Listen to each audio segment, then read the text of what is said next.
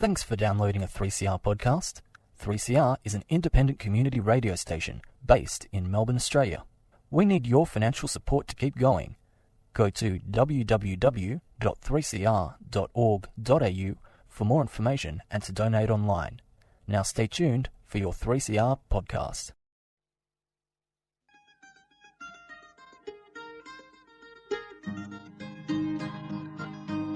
We're putting up new buildings, we're knocking down the old. We're working in the summer heat and in the winter cold. And the labour power we sell, me boys, for a hard and weekly pay produces mighty profits for the greedy MBA.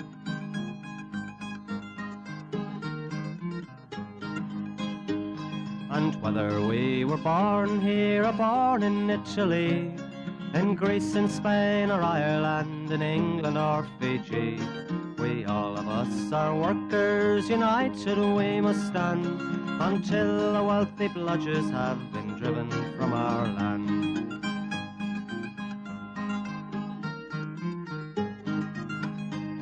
We faced deregistration, it backfired in the face. We're not fooled by arbitration, we won't stay in our place. We hit the bosses hard and fast to win and keep our gains, and break a couple of concrete pours to back our log of claims. So keep your powder dry and hold your head up high. It's class to class and face to face, our limit is the sky. We've got a fighting history and we never will be cowed. Our builders' labour is a name to make a man feel proud.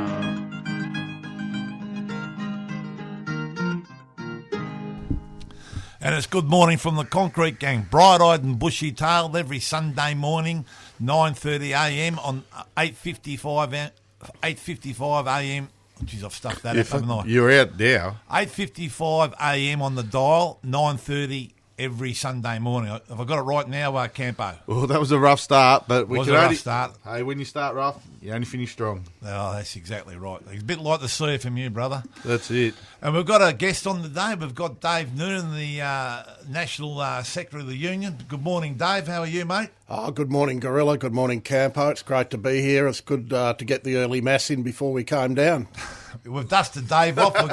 We're gonna get back to Dave later, and Dave's gonna give a bit of a rundown how the National Office runs around Australia and give us some interesting insight in the other branches around Australia. But we'll get back to Dave later. It's been an interesting week, boys. We've had a fair bit going on. We've had back to work. That's all gone very well, hasn't it, apparently? And it's just, I think there's a lot of blokes, we're leading up to Christmas too, it's not that far away, and it's good to get our blokes back to work, even though some of our jobs are back to 25%, and we want them all back to 100% as soon as possible. But it's... Geez, I'll tell you what, but those blokes reckon they weren't getting the needle. Geez, I'll tell you what. They're not bad, are they? Apparently they've been queued up getting them. As a bloke, one of the shop stewards said, there's a few of them folding like pocket knives. They're real strong and beating their chairs, so we're not going to do that, and now they're... Like a pack of cards, yeah. That's it. So it has been interesting during the week because Monday we started back, and Tuesday we started back. Yeah, and we've had no real issues, and obviously everyone's got to show their that they've had at least one injection. Yep. So the management have been on sites, been on the front gates checking that all that's done. They've had to send the paperwork in first, and the subcontractors have got to tick off their blokes and make sure it's all compliant and all that. And it's gone pretty well, obviously the union's played a role in that to make sure it all runs all right, and there's been no issues so far. Yeah, and obviously we've been advocating to get all our people back to work, like we've been saying. At the moment we're at 20 non-government jobs and non-critical infrastructures. We're at 25%, and then we're hoping to go up to 50%, and then eventually get back to 100% where we need to be. So. I know, there's a lot of people that are doing it hard, and if you were stood down over the 2 weeks, you're entitled to a disaster payment off the government, which is $750. So if you go to online, you can actually access that $750. It's better in your pocket than their pocket, so get into it. Yeah, Dave, we've had you around a few jobs this week to have a look what's going on. What's your view on everything? I think it's been interesting to talk to construction workers as they're coming back onto the job. I think overwhelmingly people feel that there was a small minority the other week that don't represent the industry. And, of course, we had a lot of blow-ins come in that weren't even in the industry buying... Blowhards. Blowhards and blow-ins, you know. The old $5 high-vis vest from Kmart.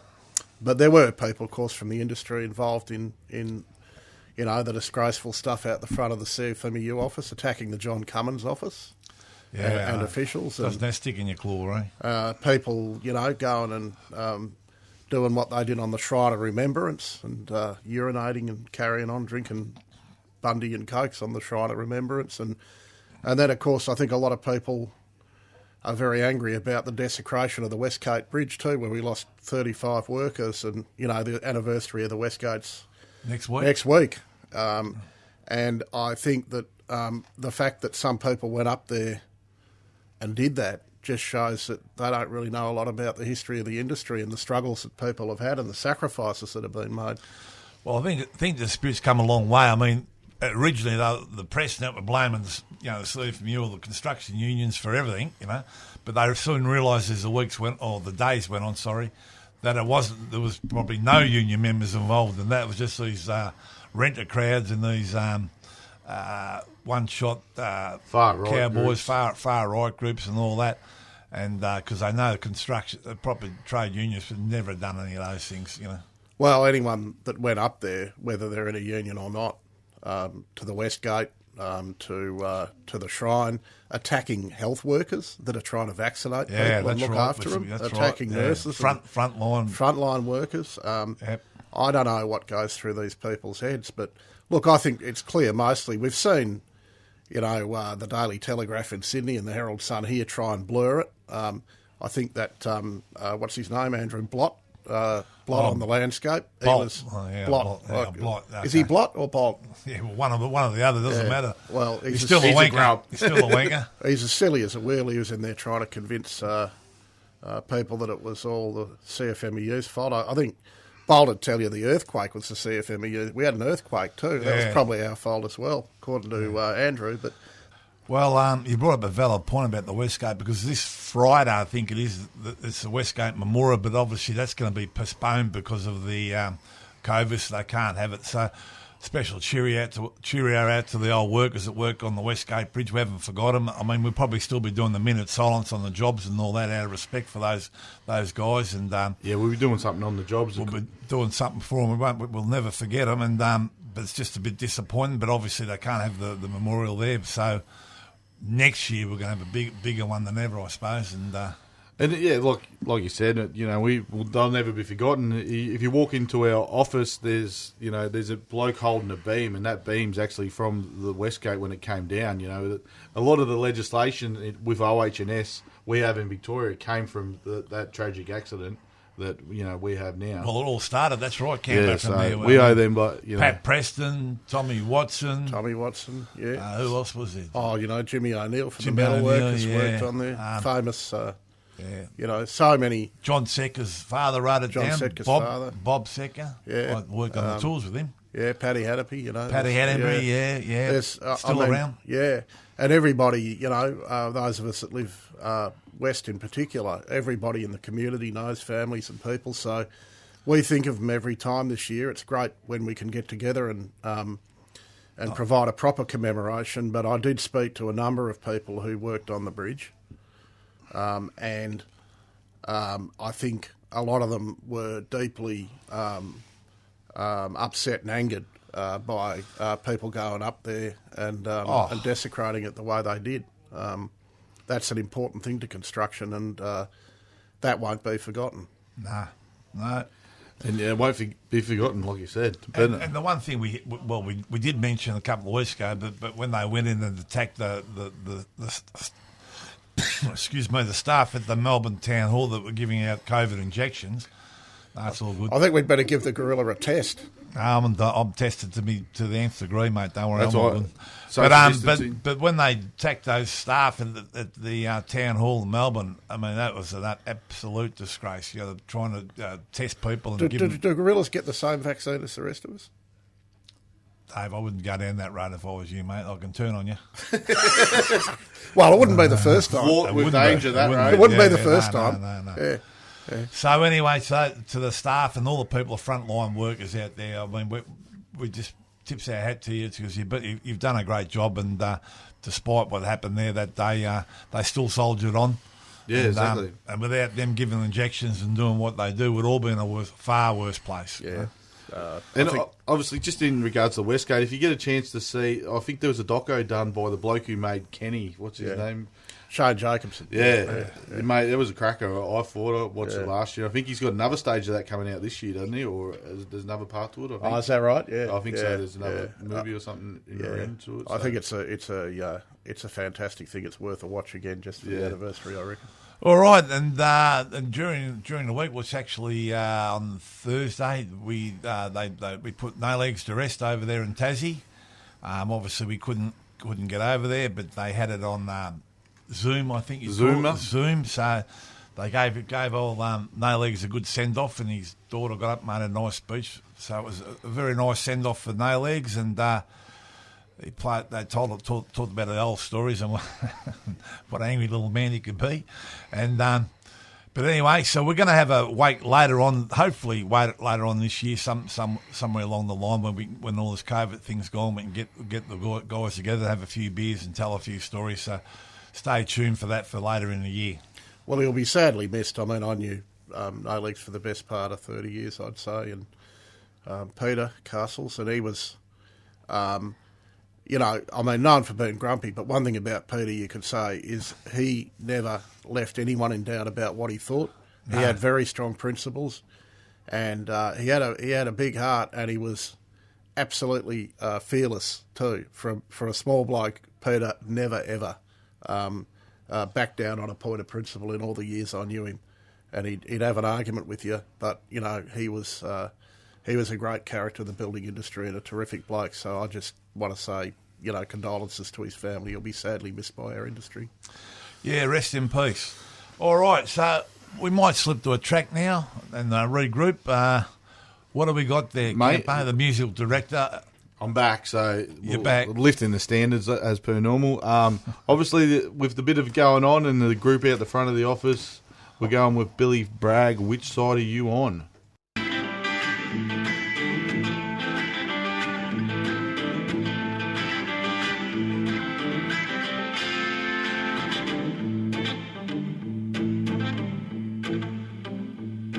This government had an idea and Parliament made it law.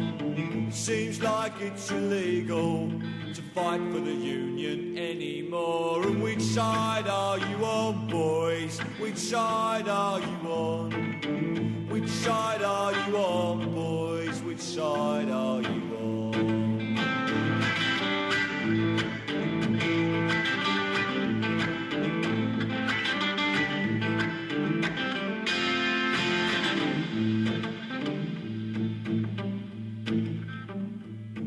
We set off to join the picket lines, but together we cannot fail. We got stopped by police at the county line. They said, go home, boys, or you'll go into jail. And which side are you on, boys? Which side are you on? Which side are you on, boys? Which side are you on?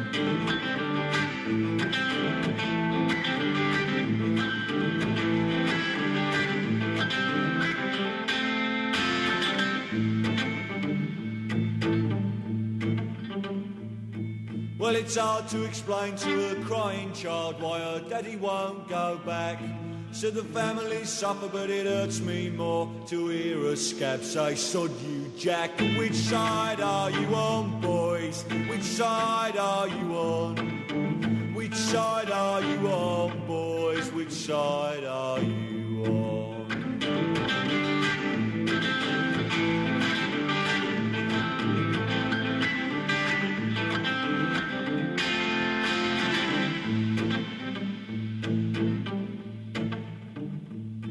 Well, I'm bound to follow my conscience. and I'll do whatever I can. And it'll take much more than a union law to knock the fight out of a working man. And which side are you on, boys? Which side are you on? Which side are you on, boys? Which side are you on?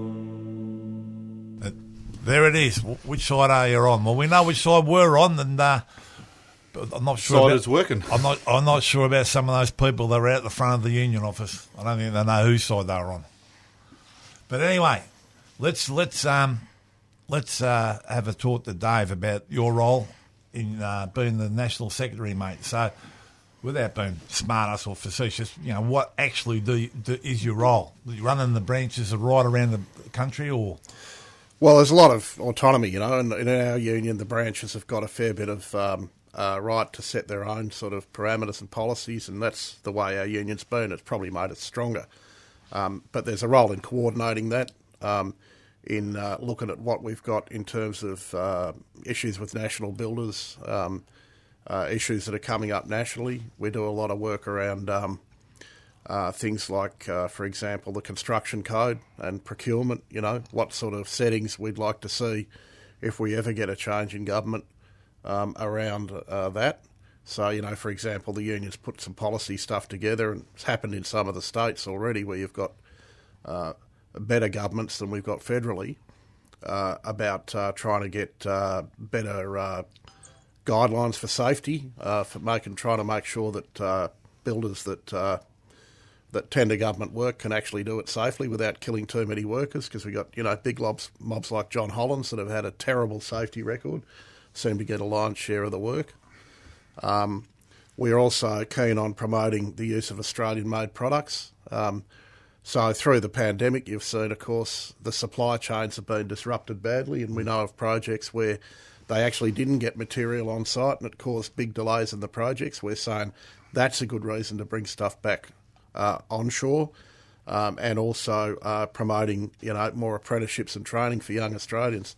So we think there's a role for the union nationally in coordinating that approach, particularly in the federal sphere. I mean, at the moment, of course, the construction code's all about trying to take rights away from workers. It's all about trying to restrict their rights to participate in the union, to the point where, of course, we've now got this federal court case involving Lend-Lease where the unions intervene, where the government wants to take them off the tender list because someone's flown Eureka flags on their job. This is the biggest issue that's I think I know what that was. all over the country, or a Eureka flag or a union sticker on a hat, and they're saying, if the builder allows that, they should be precluded from government work. Absolutely. So it doesn't matter how many workers you kill. It doesn't matter how much cash in hand or migrant work, sham contracting, temporary visa workers getting exploited. All that can go on. But God forbid you fly the workers, Eureka flag. So you got that crazy ideology, and we do some stuff on that. Look, Longy, my role normally is also getting around to all the branches and getting to construction sites all around the country, which is the best part of the job. Of course, that's been very difficult since COVID. I think I've been up to Sydney once or twice when we had the lockdown lift. But a lot of the communication with branches that's going on now is happening by Zoom, and we're all pretty sick of that. I can tell you, it'll be good when we can actually get out and about and start to do site meetings, right across the country. There are big issues state by state. I mean, New South Wales, the last 12 months has had a very big campaign on EBAs to try and get back decent RDOs and decent hours of work, which they lost years ago. And the NBA took them on, tried to take the union, tried to take the industry non-union, and congratulations to the branch there. They confronted that and won that, and have got a good EBA and taken the industry with them. So, we give as much support and advice as we can.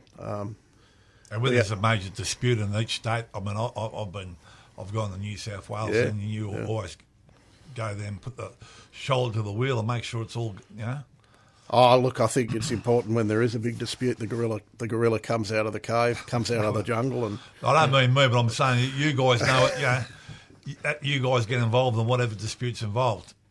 Absolutely. We play every role we can. And I mean, at the moment, we've been, and I want to give a shout out to Western Australia, to the workers at Cube at Fremantle Port, which is my old hometown. Those workers have been on strike for 10 weeks now.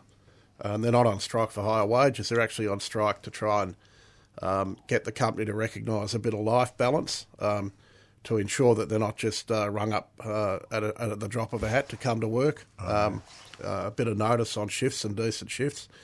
It's taken 10 weeks. It's people that were the same people in management that were tied up with the Patrick's dispute back in 98 are again attacking workers, and 10 weeks in dispute they've been, a couple of hundred workers there, and we've provided a lot of support to those workers, and we're going to continue to back them in, and our MUA branch in Western Australia. So shout out to them as well. Yeah. And work's picking up around the country too, isn't it? I know you were saying earlier, WA, that looks like they've had a peak. Work's starting to pick up a bit more. I know you're talking to a few boys in Queensland, work in that state's picking up. They were a bit quiet for a while and seems to be starting to flow Campo, on. I think it's uneven, but I think those states, have got a lot of their economies tied around the resource industry, and so when you had that big boom, 10 years ago of construction activity in the resource sector, and it came off and it hit them really hard. So wages plummeted in the construction industry in WA from quite high levels, and Queensland massive, similar. Massive unemployment. That's starting to rebuild, and the branch is growing in West Australia and coming back up. So we're happy to see that, and I think Queensland's membership's also increasing. Yeah. It seems like there's a lot more work, especially coming up. I know, talking to the Queensland lads, with the Olympics coming up, obviously a lot of infrastructure jobs, and hopefully with the recovery from COVID, it looks like there's a lot of work coming up all over the joint. That's what I was. What about South Australia? South Australia's actually got some work in place. The National Office has been heavily involved in supporting South Australia, and Andy Sutherland, one of my National Assistant Secretaries, has been full-time on working in South Australia, which is, been under sort of the guardianship of the National Office for the last couple of years, and we are rebuilding standards there, but it's a long, hard road there. But there is some work down there. I think we had 150 workers lose their jobs there on the Adelaide submarine base the other week, which hasn't been noted very much as a consequence of Scott Morrison cancelling the French sub deal. They just immediately shut one of the construction jobs there that was supporting that project, and 150 workers down the road. So I know the organisers were very busy trying to help those workers get work in other projects. I think they had some success. I spoke to a few of those guys. With the Olympics in Brisbane, I think it'll provide a lot of work. So look, well, that's a bit of that's an oversight. What's going on, mate? It's a good oversight. What's happening all around Australia too, but all our comrades in the state. But look, we've got to move on, and we should give a shout out to the training unit because they've worked right through all this COVID. So if you want to get trained, you can head down to Port Melbourne or ring up and book in for some courses. Especially now, while you stood down, if you're not working, get in, get some more tickets, and get yourself. The more tickets you got, the more opportunity you get to get employed. So, and obviously, I think, and if you got any kids interested in that'll be the phone. Any kids interested in doing apprenticeships, if you get onto Liam and that, I think there'll be another intake. I don't know when the next intake is, but they're always looking for more kids to do the apprenticeships. That's right. All right, we better get on the scallywags, mate. We're running out of time, boys. So we've got a list of a few scallywags here. Well, I&D, you'd have to mention them. I&D, they did a sterling. Because they represent themselves pretty well at the at front of the union office, didn't they? Yeah, and no doubt, there's a few I&D boys out there. They're thinking twice about getting I&D written all over his fluoro jumpers anymore. But anyway, we've also got SJ Higgins down in Mordialloc. They've got old SJ Higgins. They've decided not. Are they still going? Yeah, I know. It's a shame, isn't it? But no sheds for the boys. They've made the boys sit in their cars out the front of the job to have their smoko. And that's nothing to do with COVID. That's just them, isn't it? That's probably just them. Just SJ Higgins. Well, they were doing it 20 years ago before COVID, so, We've got Humes. Obviously Humes precast. They had an incident there with COVID, and they stood all the blokes down, but management kept coming to work, even though they should have lied to DHS and not come to work, but apparently management were allowed to keep working. They're part of a big multinational, aren't they? Wholesome. Wholesome, yes. Humes Wholesome. So well, they doing work for John Holland, They sacked a whole lot of workers up in the Philippines too for being part of a union, Wholesome. Be no shock or Dave. And also the mob. I call them the mob. Oh, yeah. The mob, the noodles, don't get noodles. The anti-noodles? Anti-noodles, they were queued up on Monday to get them. Get back to work. The knuckleheads out the front on Monday. Yeah, those knuckleheads. Yeah. All right, so we've got that. They're the scallywags. Who do you reckon? Who are we going for? Mate, I'm going with I&D. Yeah, I am too, yeah. Old I&D, there's a lot of people out the front.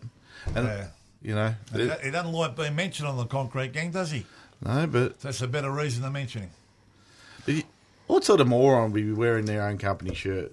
That's a bit of a moron act, isn't it? It is. So I&D, you've won the Scullywag of the week, and Suki Lala, we'll know who they'll be next week, but this week, I don't know, who we got? We got any Suki Mate, Lala? I think there's a few people to be sooking it. We're at the front that, wearing their company logos. Their companies aren't real happy with them. Yeah, that's right. So I reckon they'll be sooking at the moment. Have we got anyone for this week, though? Ooh, I don't know. Who are you thinking? Oh, you're throwing straight back on me. You did it to me. Yeah. Let's give it to SJ Higgins because they're sooking already. Yeah, and then a bit of how they're still going, the worst builder in Australia. So we'll give them the daily. What about the blokes who were sooking about getting the jab that said, "Oh, we're not going to get," and having stand-up fight? We ain't got the jab. The anti-vaxxers. The anti-vaxxers that are going and folded and got the jab because they'll be sooking. We'll give it to them. Right, the Suki Lala, the anti-vaxxers, and I&D have won Scallywag of the week. Yep. All right, we got any other message before we sign off? Obviously we are. There's a lot of blokes still out of work, and there's a lot of people, and we are doing our best to get everyone back. But if you have got a workmate out of work, ring up, check in on them. Check in on the older people in the community, and spend. If you are working, make sure you spend your money in the community because there's a lot of small businesses and all that are doing it hard at the moment. And if you can, buy local. And Dave, thanks for coming in today. We appreciate you giving a bit of an oversight of what's going on around Australia. We'll do it more regularly. Yeah, that's great. We'll go out the same old way. Dare to struggle. Dare to win. If you don't fight, you lose. And it's good morning from the Concrete Gang.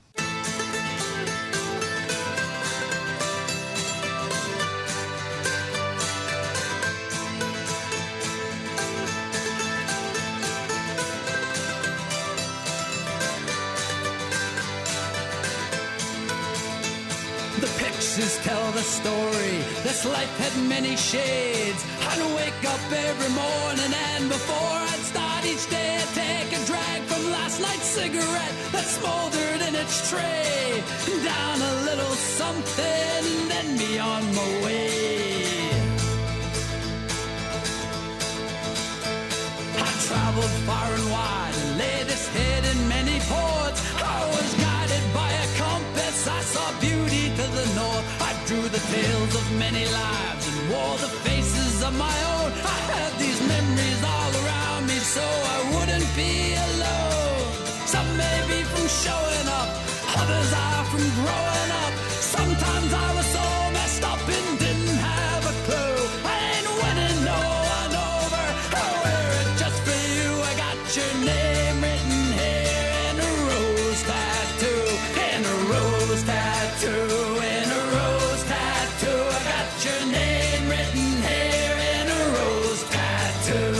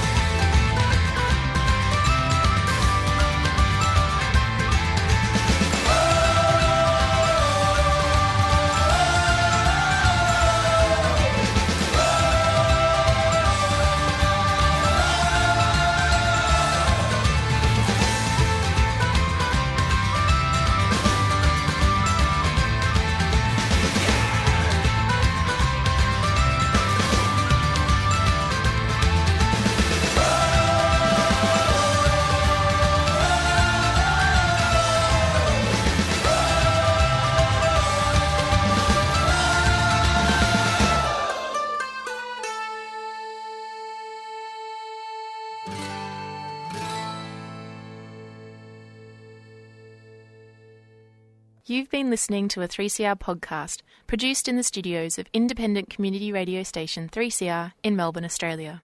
For more information, go to allthews.3cr.org.au.